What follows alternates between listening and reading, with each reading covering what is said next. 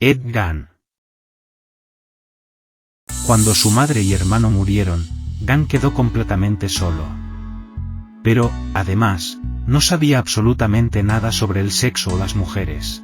La señora Gunn, fanática religiosa, puritana y posesiva, no había preparado a su hijo superviviente para la vida sexual ni, por otro lado, para ningún tipo de vida social normal. En soledad, el granjero desarrolló un interés enfermizo por la anatomía humana y especialmente femenina. Añoraba a su familia y su curiosidad por el sexo, por los cuerpos humanos y por el enigma de la vida y la muerte. Se unieron para decidirle a darse varios paseos por el cementerio local. De allí sacaba la materia prima para sus obras de arte, además de órganos internos y partes de los cadáveres que quizá llegaba a devorar. Aunque como asesino en serie, no fue, ni mucho menos, de los más prolíficos, Ed Gunn se convirtió pronto en un personaje popular porque, un poco como en el caso de Albert Fish, lo que más llamaba la morbosa atención del público eran los detalles macabros, perversos y de matiz claramente sexual. El canibalismo, el fetichismo, los orgasmos que Gunn alcanzaba cubriendo su cuerpo con la piel curtida de los muertos, el que tuviera la habitación de su madre perfectamente conservada y sin tocar, cerrada con llave desde el día de la muerte de esta. Se rumoreó incluso que había robado el cuerpo de la señora Gunn para tenerla siempre con él, pero no parece que fuera cierto. El respeto maternal que le imponía era superior a sus necesidades necrófilas. Ed Gunn no era un psicópata, sino un psicótico que sufría alucinaciones y crisis de demencia que no podía evitar. Uno de esos escasos psicóticos que asesinan en serie en lugar de hacerlo de golpe y porrazo. En cualquier caso, el jurado no tuvo dudas al respecto. Edward Gunn fue internado primero en el Hospital Central del Estado, en Baupan, y trasladado después, en 1978, al Instituto de Salud Mental de Mendoute. Unos años antes, en 1974, un intento de que fuera puesto en libertad fue rechazado por las autoridades. Murió en 1984, en el departamento geriátrico del Instituto de Mendoute, tras haber sido un prisionero modelo durante toda su vida. Había destacado, especialmente, como albañil y carpintero experto. Pero sus materiales en el hospital eran muy distintos a los que usaba en la vieja granja de Wisconsin. Muy poco después del juicio y detención del granjero asesino en 1957, Robert Black, un popular escritor de cuentos de horror y humor negro fascinado por personajes como Jack el Destripador, publicaba su novela Psycho, en 1959.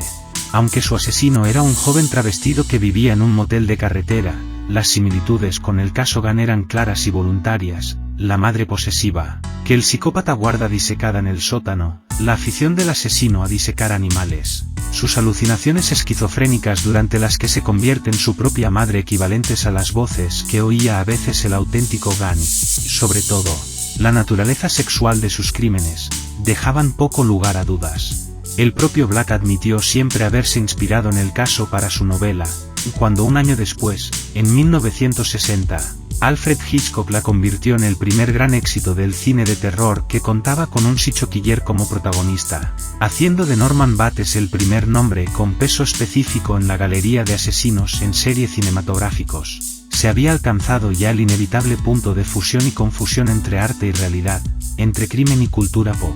Ed Gunn, gracias a Psicosis y a los talentos de Black y Alfred Hitchcock, se convirtió en Norman Bates, y su reinado de terror pasó de la triste realidad de un granjero loco de Wisconsin, al brillo siempre glamuroso, hasta en el horror, de Hollywood y sus estrellas. Por otro lado, Ed Gunn no dejaría nunca ya de ser fuente de inspiración para el cine de terror.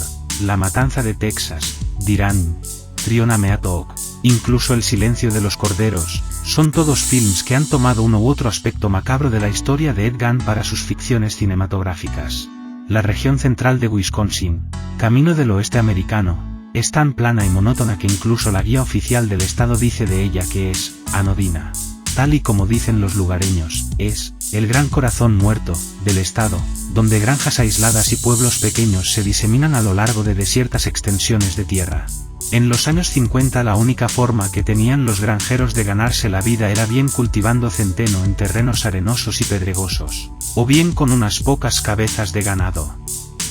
Cazar y beber cerveza les hacía olvidar el sacrificio de la lucha diaria. En la ciudad de Plainfield, un conjunto de tiendas y casas de madera, había un bar donde las gentes se reunían a beber llamado la Taberna de Hogan. La propietaria de este antro, Mary Hogan, una mujer de mediana edad, metida en carnes y divorciada 2 veces, resultaba un personaje con un pasado más que dudoso.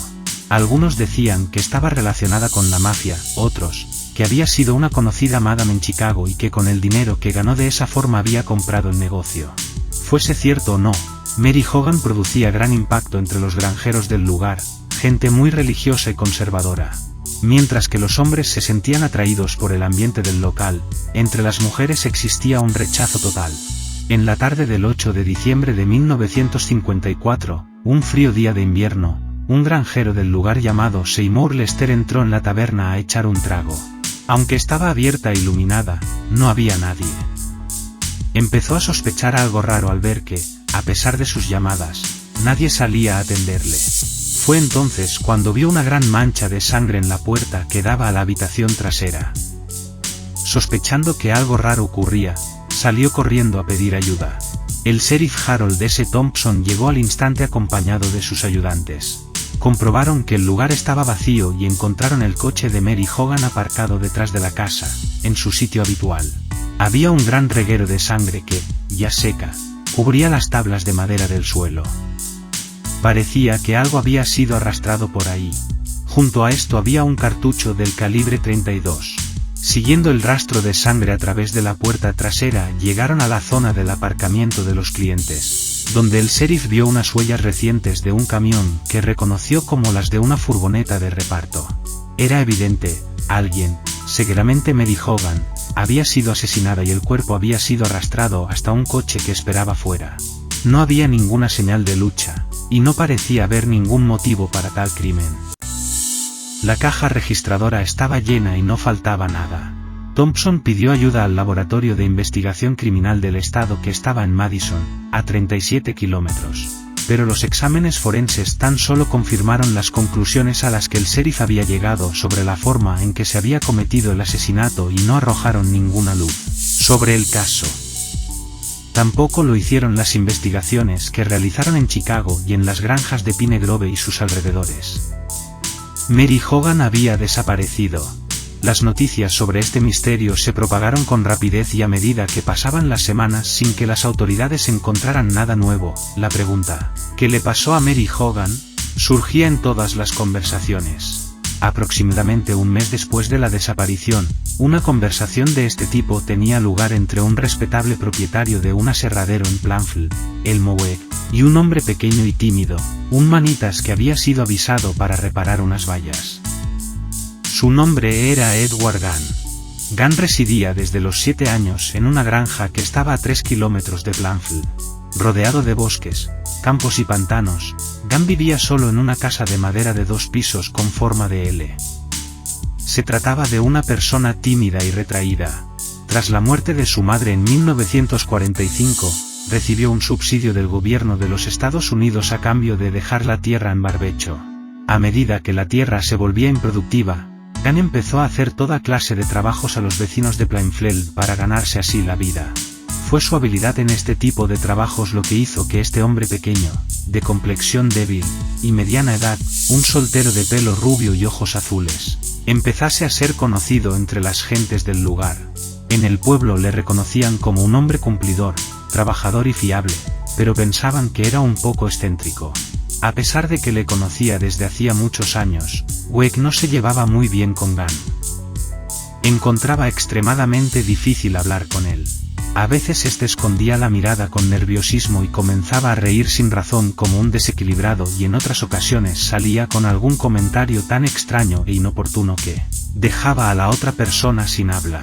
En esta ocasión, sin embargo, Weck no pudo resistir la tentación de provocar a Gunn con el asunto de Mary Hogan. A Eddie le ponía enfermo que se hicieran bromas sobre las mujeres, pero el propietario del aserradero le había visto varias veces en la taberna de Hogan sentado solo al fondo del bar, con una jarra de cerveza. Y él y sus amigos se habían dado cuenta de que lo único que hacía era sentarse y quedarse mirando a la propietaria absorto de sus pensamientos y suponían que estaba enamorado, lo cual daba lugar a ciertas bromas. Weck empezó por sugerir que si Gunn le hubiera hablado a Mary Hogan de sus intenciones con más claridad, Probablemente ella en ese mismo momento estaría en su granja cocinando la cena y esperando a que volviera en vez de haber desaparecido presumiblemente asesinada. Más tarde recordó que Eddie había puesto los ojos en blanco y había movido la nariz como un perro olfateando su presa, mientras se balanceaba y echaba una de sus conocidas sonrisas. No ha desaparecido, dijo Gunn después de unos segundos. Ahora mismo está en la granja. Weeks se encogió de hombros ante lo que parecía ser otro de sus inusuales y bastante patéticos golpes de humor. Y a pesar de que Gunn lo repitió varias veces a distintos residentes de Plainfield en las semanas que siguieron, ni uno de ellos le tomó en serio. Era, después de todo, el tipo de comentario que se esperaba de él. Cuando se produjo la desaparición de Mary Hogan, empezaron a circular rumores entre los niños de Plainfield en el sentido de que la granja de Gunn estaba encantada. Esos rumores los originó su propio primo, Bob Hill, que decía que en una visita a la granja le había enseñado 3 cabezas reducidas. Gunn le dijo que se las enviaba a un amigo que luchó en Filipinas durante la Segunda Guerra Mundial. Pronto los niños se obsesionaron con las historias de la casa encantada de Eddie. Sus padres consideraron estos rumores como cosas de niños, el producto de una macabra imaginación infantil. La infancia de Gunn es la historia de un espíritu inocente reprimido por las exageraciones de una madre que no le quería.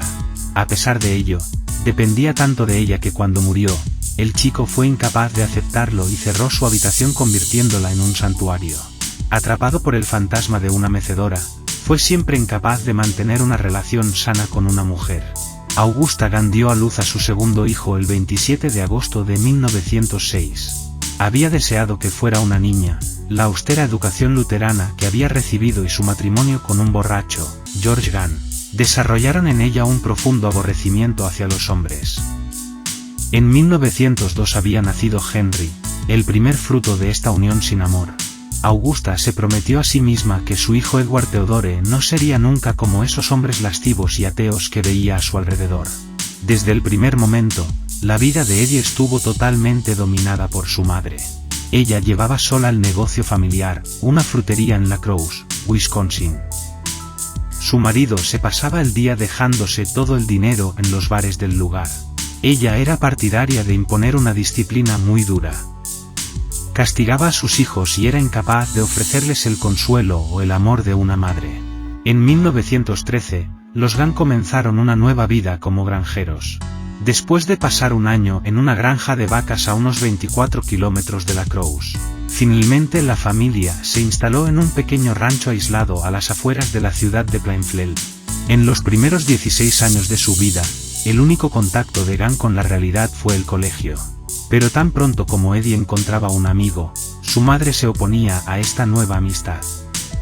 Todo el mundo suponía ante sus ojos una amenaza para la pureza moral de su hijo. Continuamente citaba las escrituras recordándole que los hombres eran todos unos pecadores. Gunn dejó de tener contacto con otros niños. Más adelante los que le conocieron le recordaban como un hombre tímido y débil. También sentía aversión por la sangre y las matanzas, cosas habituales en una comunidad rural donde la caza y la ganadería eran la forma habitual de ganarse la vida. Sin embargo, devoraba los cómics de terror y los libros sobre violencia. Era el único tema que le motivaba a hablar, aunque a menudo la conversación llegaba a su fin en cuanto hacía uno de sus macabros comentarios. El padre de Gunn murió en 1940. A mediados de los 40 el negocio de la familia empezó a ir mal y Eddie y Henry tuvieron que buscar otro trabajo para llevar más dinero a casa. Gunn admiraba a su hermano, pero su relación empezó a hacerse más tensa cuando éste le sugirió que esa dependencia respecto a su madre podía ser perjudicial. En la primavera de 1944, Henry murió en extrañas circunstancias. Él y Eddie habían estado intentando apagar un fuego cerca de su granja cuando se separaron. Sin embargo, Eddie supo conducir a un grupo de hombres exactamente al lugar donde su hermano yacía muerto. Aunque tenía un golpe en la cabeza, se certificó muerte por asfixia. Poco después de este doloroso suceso, Augusta Gunn sufrió un ataque al corazón. Durante 12 meses Eddie la cuidó con amor intentando que se restableciese, pero pocas semanas después, en diciembre de 1945, murió. Con 39 años, Gunn estaba solo en un mundo que apenas comprendía. En 5 años, se refugió en otro, un mundo en el que la frialdad, la violencia y la represión que había sufrido en su infancia se retorcían de forma atroz en su mente. El padre de Edgan, George, se quedó huérfano cuando solo tenía 5 años. Fue educado por sus severos y devotos abuelos en una granja cerca de La Crosse.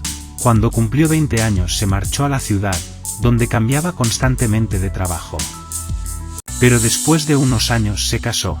No era una pareja afortunada. Augusta Gahn, que procedía de una estricta familia de inmigrantes alemanes, era una mujer austera y fanáticamente religiosa. Pronto empezó a despreciar a su débil y borracho marido.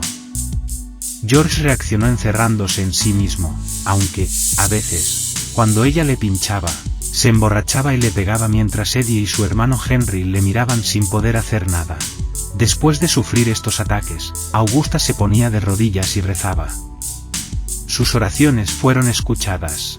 En 1940 George murió, inválido, a la edad de 66 años. 3 años después de la desaparición de Mary Hogan, el día en que comenzaba la caza anual del ciervo en Wisconsin, Edgan iba de cacería por su cuenta. Su presa no era un ciervo. La víctima era una ciudadana de Plainfield. Al igual que Mary Hogan, Bernice Worden era una mujer de negocios muy competente, regordeta y de constitución fuerte, de unos 50 años. A diferencia de la propietaria del bar, era una devota metodista que disfrutaba de una reputación intachable entre los ciudadanos de Plainfield. Bernice se había encargado, como única propietaria, de la ferretería de Worden tras la muerte de su marido. En los años siguientes, ayudada por su hijo Frank, lo convirtió en un negocio próspero, al que todos los granjeros de la zona acudían a comprar los recambios necesarios para la maquinaria agrícola.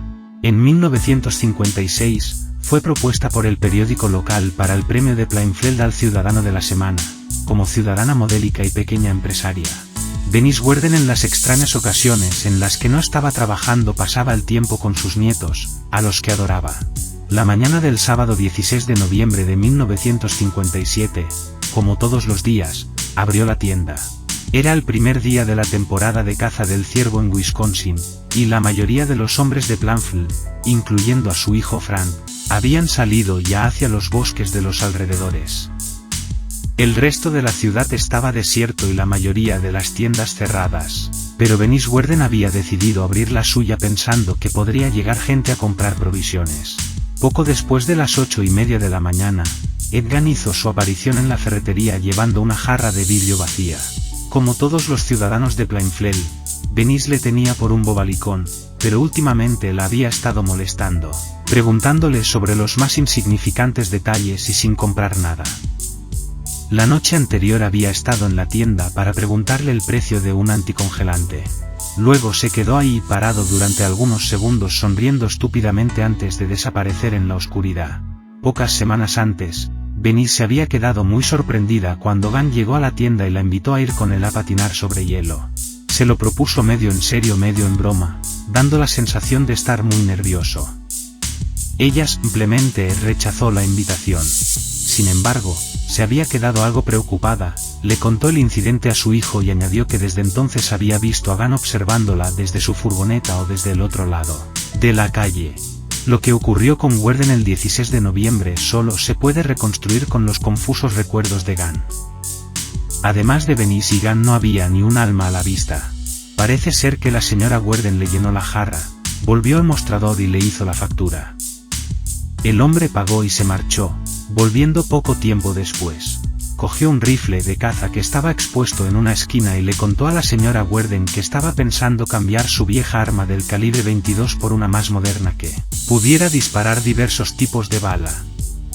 Ella le dijo que la que tenía en sus manos era una buena compra y continuó con su trabajo.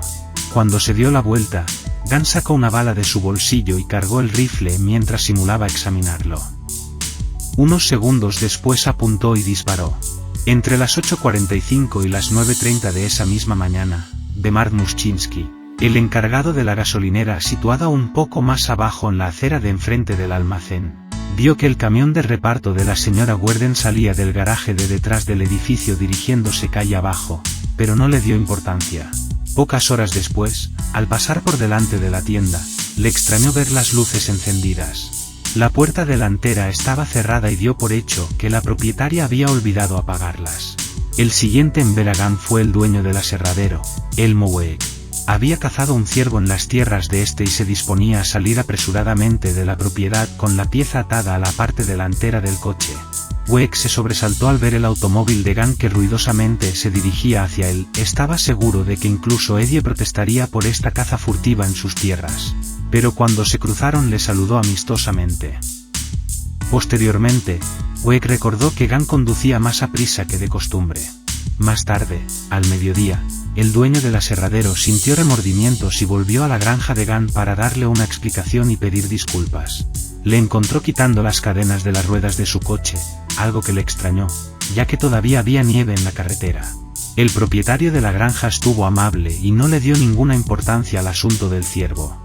Por la tarde, este recibió otra visita. Sus vecinos Bob Hill, un amigo de la juventud, y su hermana Darlene fueron a preguntarle si podía acercarles al pueblo para comprar una nueva batería para el coche. Gunn salió a recibirles, tenía las manos manchadas de sangre y les dijo que había estado despedazando un ciervo. Esto le extrañó a Bob Hill, ya que a su amigo siempre le había desagradado este tipo de cosas y más de una vez comentó que se mareaba al ver sangre. Pero Gunn dijo que estaría encantado de poder ayudarles y después de volver a la casa para lavarse, cogió el coche y les llevó a la ciudad. Cuando Gunn y sus vecinos volvieron a la frutería de los Hill, estaba oscureciendo y la madre de Bob, Irene, le invitó a cenar. Él aceptó de buena gana sin sospechar que sería la última comida que tomaría antes de ser arrestado. Poco antes, al atardecer, Frank, el hijo de Dennis Worden, se pasó por la gasolinera de Plainfield, cercana al negocio familiar, después de un fallido día de caza. Quedó muy sorprendido cuando el encargado le dijo que, por la mañana temprano, había visto salir el camión de reparto. Frank esperaba aún encontrar a su madre detrás del mostrador y a punto de cerrar. Los dos hombres comprobaron lo que Muschinski había visto esa mañana, que la puerta estaba cerrada, pero las luces continuaban encendidas, y Werden, que había olvidado su llave, tuvo que volver a su casa para coger una. Entre otras cosas, Frank Werden era el ayudante del sheriff, al igual que su madre, una persona tranquila y fiable. Pero cuando abrió la puerta de la tienda y entró, apenas pudo controlarse. La caja registradora que había sido arrancada del mostrador había desaparecido y al fondo de la tienda había un gran charco de sangre. Frank llamó al sheriff del condado, Art Slay, en Wotoume, a 7 kilómetros de allí, y continuó buscando a su madre. Cuando un cuarto de hora más tarde llegaron el sheriff y uno de sus ayudantes, ya tenía una idea de lo que había pasado. «Ha sido él», les dijo Werden confidencialmente. «¿Quién?», preguntaron. «Ed Gunn», contestó. Frank Werden no perdió el tiempo mientras esperaba a Sly y su ayudante. Reprodujo mentalmente la conversación que tuvo con su madre sobre Gunn, como la había estado mirando, su invitación para salir con él y más recientemente, la noche anterior, cuando entró en la tienda para preguntarle el precio de un anticongelante. También recordó que éste le había preguntado si pensaba ir de caza al día siguiente. Podría ser que el asesino se hubiera estado asegurando de que no había moros en la costa. Le ratificó su sospecha el libro de contabilidad que encontró junto al charco de sangre, en el que estaba apuntada una venta de anticongelante fechada el 17 de noviembre. El comprador había sido Ed Gunn. El sheriff Sly avisó por radio para que le detuvieran y le interrogaran. Gunn, mientras tanto, estaba acabando de cenar con los Hill cuando un vecino irrumpió en la casa con las noticias de la desaparición de Dennis Worden. El único comentario de Eddie fue: «Debe tratarse de alguien con mucha sangre fría». Irene Hill recordó más tarde que había bromeado con él diciendo: «¿Cómo te las arreglas para estar siempre por medio cuando alguien desaparece?». Gunn simplemente se encogió de hombros y se rió. Bob le sugirió que debían ir a la ciudad para ver qué pasaba. Gunn aceptó de buena gana y los dos hombres salieron al patio cubierto de nieve para coger el coche. En ese momento, el oficial de policía Dan Chase y su ayudante Pouxpis llegaban a la casa de los Hill para detener a Gunn. Los dos agentes habían ido pocos minutos antes a la casa del presunto homicida y la encontraron vacía. Sabían que Bob era uno de los pocos amigos de Ed y pensaron que lo más lógico era buscarle en la tienda de los Hill. El oficial Chase cruzó el patio sonriente y golpeó en la ventanilla del coche de Gunn cuando ya se iban. Le ordenó que bajara del automóvil y le escoltó hasta el coche patrulla para ser interrogado. El policía le preguntó dónde había estado todo el día y qué había hecho. El detenido se lo contó y Chase le pidió que lo repitiera de nuevo, lo que evidenció grandes incoherencias entre las dos versiones. El oficial se mostró extrañado.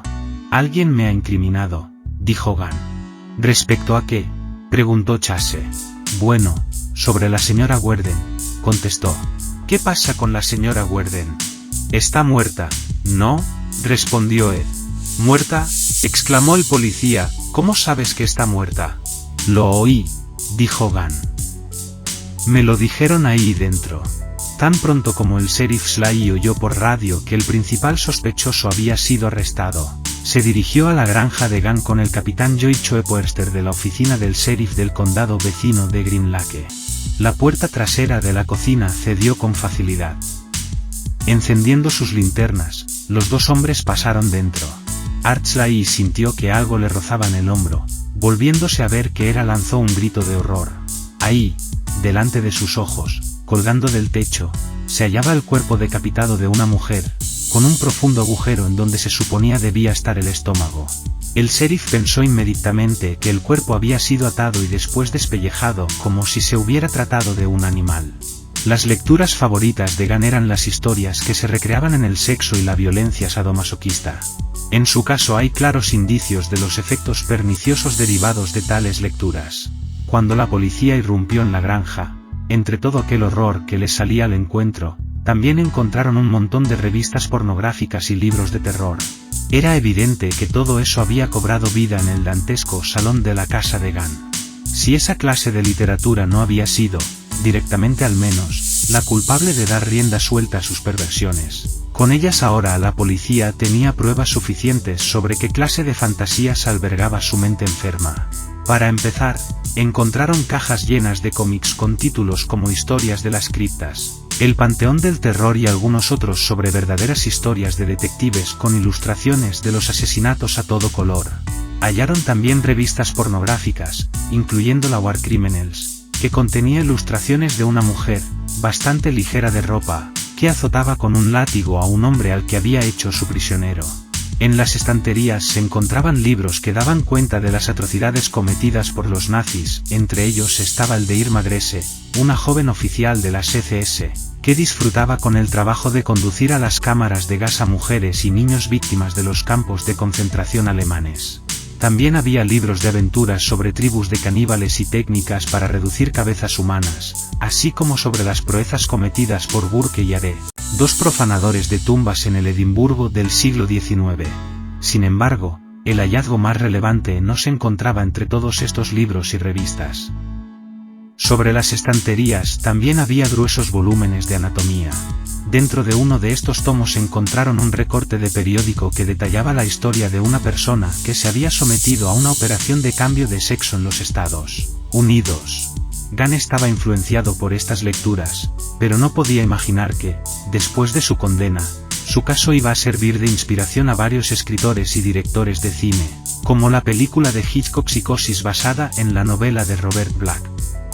Otras cintas han tratado este tema mucho más explícitamente. En 1977, la película dirigida por Tobe Hooper, La Matanza de Texas, provocó la protesta generalizada del público, por las perversiones sexuales y la violencia que se mostraban en la pantalla grande. Esta fue el preámbulo de la llegada de las películas de terror, una serie de filmes que ofrecían violencia gratuita, y en las que el guión y los personajes quedaban al margen, en aras de la sed de sangre de unos asesinos sin piedad.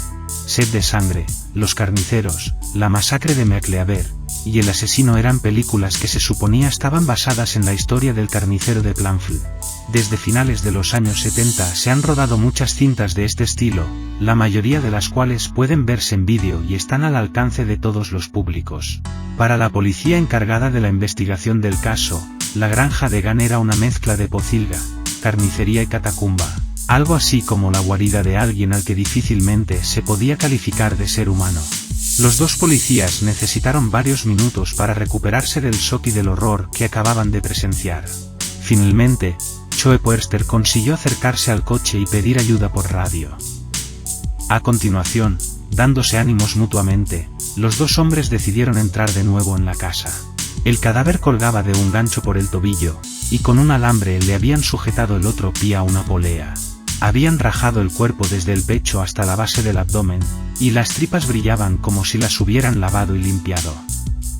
Estaba decapitado. Sly solo había visto una cosa igual en un matadero.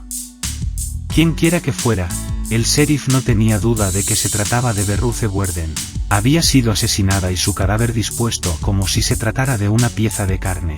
Además, seguía siendo difícil de creer que un ser humano pudiera vivir en tales condiciones.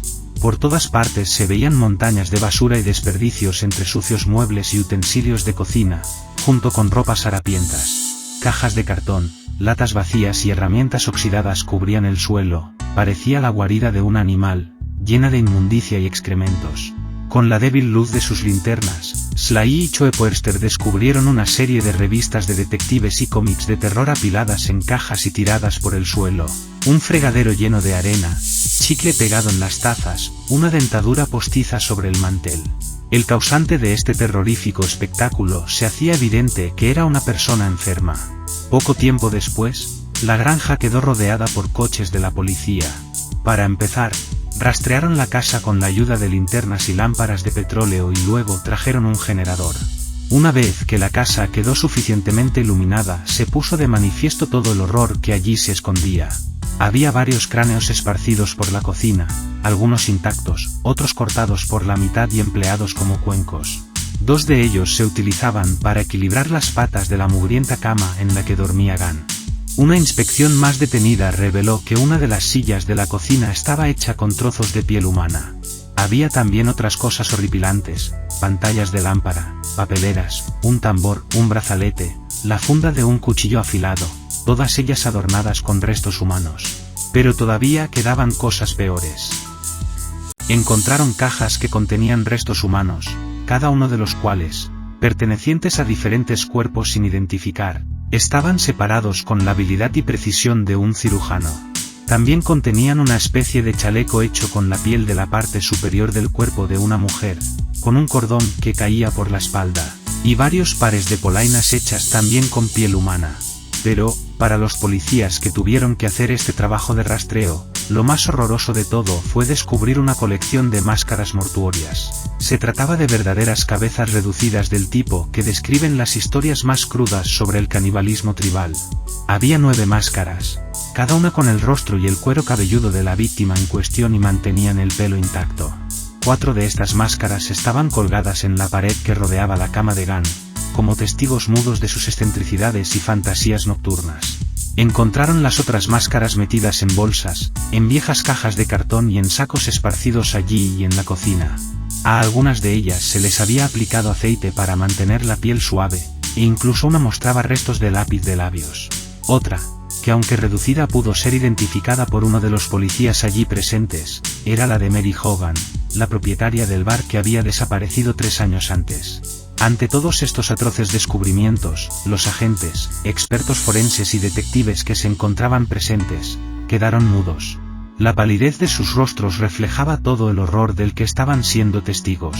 Muchos de ellos eran expertos policías con una larga carrera en el servicio, policías que habían presenciado todo tipo de crímenes horribles, pero que, sin embargo, no estaban preparados para afrontar lo que tenían delante, una casa llena de cadáveres, huesos y otros restos humanos. Incluso en el aire helado de una noche de noviembre en Wisconsin, el hedor era absolutamente insoportable. Encontraron el corazón de Bernice Worden dentro de una bolsa de plástico frente a la estufa de la cocina, y sus entrañas, todavía calientes, envueltas en un viejo traje. Pero la policía siguió buscando firmemente, determinada a encontrar las pruebas que aún le faltaban, la cabeza del cadáver que colgaba del gancho. Detrás de la cocina y del cuartucho en el que dormía Gunn se hallaba la planta baja de la casa. La puerta estaba bien tapada, pero lograron quitar los tablones necesarios para poder entrar en la habitación principal. A la luz de las linternas vieron una habitación perfectamente ordenada y normal, en la que lo único que destacaba era la enorme cantidad de polvo que cubría los muebles y los adornos situados sobre la chimenea.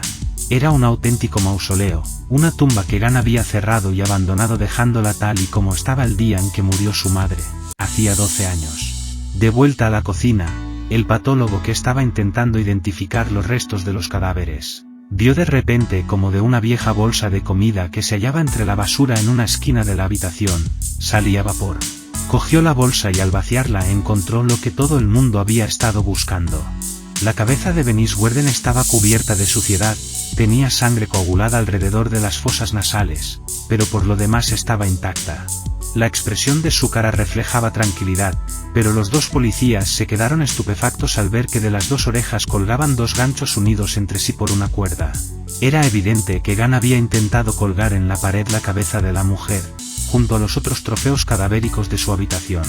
El rastreo de la granja terminó al anochecer. Descolgaron el cadáver de Bernice Worden y lo pusieron junto con los otros restos humanos encontrados que depositaron en bolsas de plástico.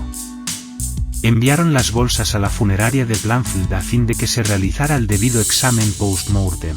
Ninguno de los allí presentes sabía a cuántas personas pertenecían las cabezas y los restos humanos encontrados en ese espantoso lugar, pero estaba claro que, además de Mary Hogan y Bernice Worden, había habido muchas más víctimas. Uno de los primeros y más inquietantes recuerdos de Gunn sobre su infancia era cuando miraba fijamente a través de la puerta del matadero de la tienda de sus padres en La Crosse. Miraba hipnotizado como su padre sostenía un cerdo atado mientras su madre, con gran habilidad, le abría la tripa de un navajazo y le sacaba las entrañas con un largo y afilado cuchillo. Muchas veces, a lo largo de su vida, Gunn diría que esta matanza le producía náuseas y que ver sangre le hacía sentirse como si se fuera a desmayar. Incluso cuando la policía le interrogó años después, pudo recordar el incidente de La Crosse con todo lujo de detalles. Veía que su madre llevaba un delantal largo de cuero salpicado de sangre y barro. Gunn se confesó culpable de una larga serie de crímenes diabólicos. Además de asesinar, había desenterrado cadáveres que utilizaba con fines inimaginables. Bajo la nieve, en el cementerio de Plainfield, la policía pudo constatar que las tumbas habían sido profanadas. Mientras que todas estas investigaciones tenían lugar en su granja, Edward Gunn esperaba tranquilamente en la prisión del estado de Guantánamo custodiado por los dos policías que le habían arrestado, Chase y Spies. A las 2:30 de la madrugada del sábado 17 de noviembre, el sheriff Slade regresó del horrible escenario del crimen. Sin la presencia de un abogado, Gunn fue interrogado casi ininterrumpidamente durante las 12 horas siguientes. Pero permaneció en silencio. Mientras tanto, el informe de la autopsia inicial realizada a Bernice Worden confirmaba que ésta había muerto como resultado de un disparo de bala del calibre 22. A la mañana siguiente, lunes 18 de noviembre, Gunn rompió su silencio. Declaró que había matado a la señora Worden y después de cargar el cadáver en una furgoneta, lo había llevado a un bosque cercano. Dejó allí la furgoneta, volvió a la ciudad a por su coche y luego había regresado al bosque, donde metió el cadáver en el automóvil y se dirigió a la granja. Allí la ató y la descuartizó. Todos estos detalles se incluyeron en la declaración del fiscal del distrito, Earl Killeen, y esta a su vez remitida a la prensa a la mañana siguiente.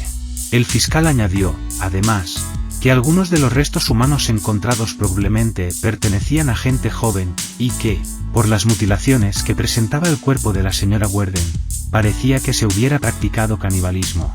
Enseguida los reporteros acumularon todo tipo de detalles espeluznantes sobre el caso y los mandaron a los periódicos. Las noticias llegaron hasta Chicago. Mientras tanto, el propio Killeen fue a interrogar a Gunn, con escaso éxito, ya que declaró que no podía recordar nada sobre el asesinato de Bernice Worden porque en ese momento estaba aturdido. Más adelante, respondió que pensaba que todo había sido un accidente. Entonces, le preguntó Killeen, ¿por qué robaste la caja registradora?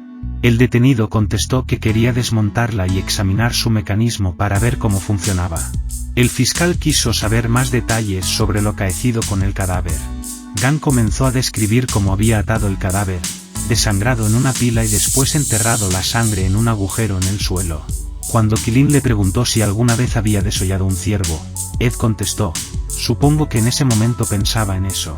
Luego se le pidió que hiciera una lista completa de todos los cráneos, trozos de piel y otros restos humanos encontrados en su granja. Sin embargo, el acusado respondió, que yo sepa solo he matado a Bernice Worden. Y, ante el asombro de todos los detectives, comentó que los otros cadáveres los había sacado del cementerio. Explicó que en los últimos años sentía de vez en cuando la necesidad de profanar tumbas. En muchos casos había conocido a las víctimas en vida y se enteraba de sus muertes leyendo los periódicos. Así que, la misma noche del entierro, se dirigía al cementerio, sacaba el cadáver y rellenaba otra vez la tumba con lo que él llamaba su pastel de manzana. Gunn confesó que en muchas de estas expediciones nocturnas sentía pánico al acercarse a una tumba, y se volvía a casa. No podía recordar cuántos cadáveres había desenterrado, y una vez más se excusó diciendo que estaba aturdido. Cuando se le preguntó si alguna vez mantenía algún tipo de relación sexual con los cadáveres robados, algo que estaba en la mente de todos, lo negó con la cabeza, antes de añadir que olían muy mal. También negó categóricamente las acusaciones de canibalismo. El lunes por la tarde, Ed Gunn compareció en el juzgado bajo la acusación de robo a mano armada de la caja registradora de la tienda de Werden. La oficina del fiscal del distrito quería posponer los cargos por asesinato hasta que las pruebas forenses finalizaran y el prisionero fuera sometido a un detector de mentiras. Después lo condujeron hasta su granja, donde enseñó a la policía y a un grupo de periodistas que los acompañaban el lugar en donde estaba enterrada la sangre de Benis Werden. Al día siguiente, se le permitió finalmente a la prensa, que para entonces había hecho de la ciudad su lugar de residencia, entrar en la granja de Gunn y ver así por sus propios ojos la miseria en la que vivía Ed Gunn. Aunque ahora conocían la verdad, la imaginación se disparó y toda una serie de historias espeluznantes hizo su aparición en las portadas de los periódicos de todo el país. Algunos sugerían que había, por lo menos, 50 cadáveres enterrados en los alrededores de la granja de Gunn. Otros decían que proporcionaba carne humana a sus confiados vecinos, y la mayoría relacionó su nombre con todas las desapariciones ocurridas en el estado de Wisconsin durante los últimos 10 años. Mientras tanto, condujeron al propio Gunn al laboratorio central del estado, en Madison, a fin de someterle al detector de mentiras. Durante las 9 horas que duró el interrogatorio, confesó haber llevado puestas las ropas que se confeccionaba con piel humana. Confesó también que creía que había matado a Mary Hogan, pero dijo que estaba muy confundido y que no podía precisar más detalles. Por lo que respecta a la muerte de Benis Werden, siguió manteniendo durante el resto de su vida que fue un accidente. El interrogatorio continuó después con las profanaciones de las tumbas. Si la tierra estaba lo suficientemente blanda, la apartaba con las manos y luego levantaba la tapa del ataúd con una palanca a fin de descubrir el cadáver. Algunas veces solo les quitaba la cabeza, aserrándoles el cuello y partiéndoles la columna vertebral. En otras ocasiones les arrancaba otras partes del cuerpo. Alguna vez se llevaba el cadáver entero, entonces volvía a colocar el ataúd en su lugar y rellenaba la tumba. Durante todo el interrogatorio, Gunn se mostró tranquilo y dispuesto a cooperar. Describió sus acciones sin aparente remordimiento, y solo se puso nervioso cuando se le volvió a interrogar sobre las muertes de Mary Hogan y Benis Werden. Joe Vilimovsky, el hombre encargado de poner en marcha el detector de mentiras, estaba seguro de que todo lo que estaba escuchando era cierto. También él se quedó asombrado por la tranquilidad con que el acusado describía detalladamente la manipulación de los cadáveres. Finalmente, el fiscal del distrito, Killeen, hizo una declaración en la que decía que Gunn sería acusado, en 1 o 2 días, de los asesinatos en primer grado de Hogan y Werden, pero que su oficina estaba satisfecha con el hecho de que Edward Gunn no hubiera tenido nada que ver con otras desapariciones. Luego informó a los periodistas, para su disgusto, de que el fiscal general del estado había ordenado que la prensa se mantuviera totalmente al margen del caso. A partir de ese momento los acontecimientos se precipitaron. El jueves 21 de noviembre se permitió de nuevo a la prensa informar sobre el caso, y los periodistas pudieron interrogar a Gunn en su celda. Al día siguiente, en la audiencia preliminar, el abogado defensor alegó enajenación mental y el juez envió a Gunn al Hospital Central del Estado para Enfermos Mentales, en Waupun, a fin de que se le sometiera a pruebas psicológicas. Ahora el caso se centraba en las profanaciones de tumbas. Killeen declaró en la audiencia que el acusado le había dado a la policía una lista de las víctimas cuyas tumbas había profanado. Con el permiso de los familiares, las autoridades esperaban poder proceder en la semana siguiente a la exhumación de las tumbas. Pat Dana, el sepulturero del cementerio de Plainfield, insistió en que era imposible que un hombre solo pudiera hacer lo que Gunn había confesado, y que estaba seguro de que ninguna de las tumbas que estaban a su cargo había sido profanada. Entonces cundió la sospecha de que Gunn, en sus excursiones nocturnas, había contado con la ayuda de alguien. El sábado se extendió el rumor de que este había sido conducido por segunda vez a la granja, para indicar a la policía el lugar en que se hallaban los restos incinerados de Mary Hogan. Excavando en el sitio señalado, encontraron los restos pertenecientes a más de un cadáver, que mandaron a analizar. El lunes siguiente, la opinión pública exigió que se explicara la procedencia de esos restos humanos, y Quilin ordenó que se abriera la tumba de Eleanor Adams. Aquel día el cementerio estaba cubierto de hielo, y Dana y su ayudante tuvieron que excavar durante más de una hora. Al ir quitando la arena del féretro se dieron cuenta de que la tapa estaba partida por la mitad. Quitaron las tablas rotas y abrieron el ataúd. Estaba vacío, y junto a la mortaja encontraron una palanca de acero de 30 centímetros. Luego, los allí reunidos se dirigieron a otra de las tumbas que figuraba en la lista de Gunn. Solo habían excavado unos pocos metros cuando el sepulturero y su ayudante descubrieron lo que indudablemente eran restos humanos. Abrieron finalmente el ataúd y a nadie le sorprendió encontrarlo vacío. La historia del carnicero se confirmaba. En el caso de la señora Adams había robado el cadáver. En la segunda tumba, aparentemente, solo se había llevado lo que quería, dejando el resto medio enterrado. En ese momento, nadie podía imaginar cuántas tumbas fueron profanadas. El sheriff Archleigh, el hombre que descubrió los espeluznantes secretos de Gunn en la granja de Plainfield, sufría de un creciente estrés a medida que el caso se desarrollaba. La noche en que se halló el cuerpo de Venice Warden no pudo evitar pegar a Gunn en la cárcel del condado. Y cuando regresó a la granja con el detenido, se puso furioso porque tuvo que anular la búsqueda de más pruebas dada la enorme cantidad de reporteros que lo seguían y acosaban. Los problemas entre el sheriff y la prensa llegaron a un punto decisivo cuando Sly trató de limitar el número de periodistas que podían entrevistar al infame carnicero de Plainfield. Solo la intervención del abogado de Gunn, William Belter, impidió que este y los enfurecidos reporteros llegaran a las manos. Cuando el caso terminó, Sly volvió a ser un simple sheriff de condado. En marzo de 1968, un mes después de haber testificado en el juicio de Gunn, murió de un ataque al corazón a la edad de 43 años. El recuerdo de su madre marcó a Gunn para toda su vida. Claramente tenía dos personalidades, una adoraba a su madre y la otra la odiaba profundamente. El caso de Edward Gunn es, desde un punto de vista médico, uno de los más complejos en la historia de la criminología. Voyerismo, fetichismo, travestismo y necrofilia, todos ellos integraban su personalidad. Sin embargo, a medida que se iba conociendo la verdadera historia se hizo evidente que estas perversiones eran meras manifestaciones de una psicosis profunda, un trastorno mental que tenía sus raíces en la relación anormal que mantenía con su madre. Cuando los psiquiatras empezaron a considerar las posibles razones de su comportamiento patológico, todos coincidían en que probablemente se hallaban ante un caso de complejo de Edipo. Suponían que Gunn estaba enamorado de su madre y que a raíz de su muerte se obsesionó con la idea de buscar a alguien que la sustituyera. Fue esto lo que le llevó en un primer momento a mutilar cadáveres con la esperanza de obtener con ello algún tipo de satisfacción. Los psiquiatras resaltaron el extraordinario parecido entre su madre y las dos mujeres asesinadas. Ambas eran mujeres de mediana edad, robustas, trabajadoras y de fuerte personalidad, lo que le condujo a asesinarlas en un último intento de poseerlas. Sin embargo, los informes psiquiátricos finales señalaban que la teoría del complejo de Edipo no bastaba para explicar su comportamiento, sobre todo a la luz de los más recientes descubrimientos médicos. Los periódicos publicaron que Edward Gunn era un esquizofrénico, un hombre cuya mente se había deteriorado por la confusión creada por sus personalidades en conflicto.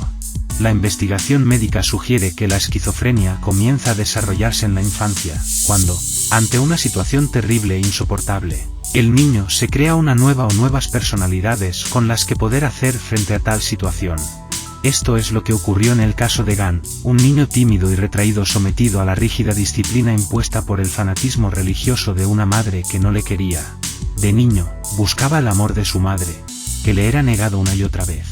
Su madre despreciaba a los hombres y sobre todo a su marido, y él pensaba que si Augusta Gunn odiaba a los hombres, entonces también le odiaba a él. Hiciera lo que hiciera, nunca conseguiría agradarla, nunca podría ganarse su amor. Fue así como en su mente se desarrolló una nueva personalidad que explicaba este lamentable estado de cosas. Había dos Edward, el segundo nunca sería amado, ni por su madre ni por ninguna otra mujer, porque no era digno de ello.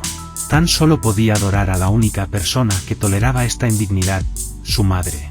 Pero, ¿qué pasaba con el otro Edward, el chico normal y sano cuyo único crimen era buscar un amor que no existía? Ese amor empezó a desvanecerse en el subconsciente de Gunn, alimentando el odio que sentía hacia la persona que se lo había negado. El Edward I odiaba a su madre. A medida que transcurrían los años y el chico se iba aislando del mundo, esa adoración ciega y el sentimiento de inadecuación que componían su personalidad iban cobrando fuerza con cada reprimenda que recibía de ella. Pero al mismo tiempo, la frustración que sentía su otro yo continuaba hirviendo en su cabeza. Quería amar a las mujeres, sin embargo, no podía evitar identificarlas con su madre, lo cual le impedía mantener una relación normal con ellas. Tras la muerte de Augusta Gunn, su hijo se fue hundiendo en la locura. ¿Quién quedaba que pudiera quererle? Sin otra salida posible para expresar sus deseos de amor, encontró consuelo en el cementerio. En este momento se hallaba fuertemente dominado por su segunda personalidad, así que era natural que quisiera buscar a las mujeres que le recordaban a su madre, la única a la que él podía amar. El sexo bien entendido estaba fuera de toda cuestión, así que Gunn recurrió al fetichismo y la necrofilia como alternativas a sus necesidades sexuales. Desgraciadamente, cuando conoció a Mary Hogan y a Venice Warden, le volvió a inundar el odio provocado por su primera personalidad. Cuanto más se acercaba a ellas, más colérico se volvía. Estas mujeres son el demonio, se decía a sí mismo, porque una parte de él quería amarlas, pero la otra no podía. Tal vez no se conozca nunca toda la verdad. Pero sí es cierto que, cuando Edward Gunn asesinó a Mary Hogan y a Venice Warden, verdaderamente a quien estaba asesinando era a su madre.